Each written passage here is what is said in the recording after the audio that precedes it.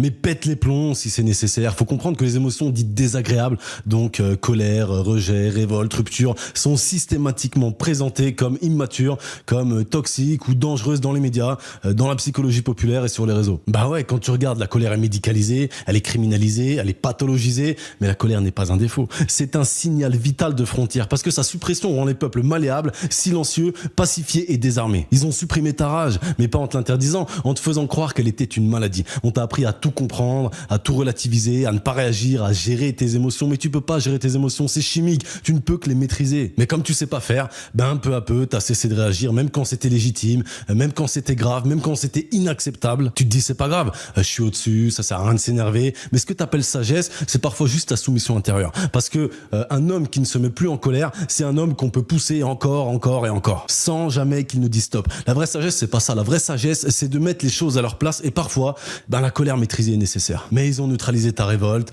ils t'ont donné à la place la tolérance, la douceur, la patience et des phrases de développement personnel à la con. Et pendant ce temps-là, ils imposent, ils prennent, ils déplacent, et toi, tu respires et t'encaisses. Et tu continues. Mais il y a une grosse partie de la population là qui veulent plus encaisser. Ils hurlent pas, ils cassent pas, ils brûlent pas, ils reconstruisent, froid, stratégique, aligné. Ils rejettent pas leur colère, ils s'en servent, ils la canalisent, ils en font de la clarté, de la vision, de la puissance. Ils savent que la colère n'est pas une faille, mais qu'ils savent que c'est une boussole, un moteur, un instinct de survie, et qu'elle n'a qu'un seul but, corriger le désordre. C'est exactement ce qu'on a structuré dans Syndicate. C'est un espace pour ceux qui en ont assez d'avaler, si tu vois ce que je veux dire, qui veulent reprendre leur axe, qui veulent transformer leur feu en pouvoir, qui veulent agir, qui veulent construire, qui veulent diriger leur propre personne, qui veulent se relever sans permission. Dans Syndicate, on te calme pas. On t'arme mentalement, physiquement, stratégiquement, financièrement.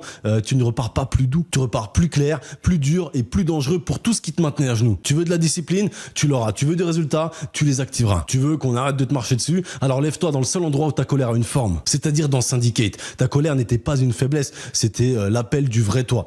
Maintenant réponds. Le lien est dans ma bio pour ceux qui sont intéressés.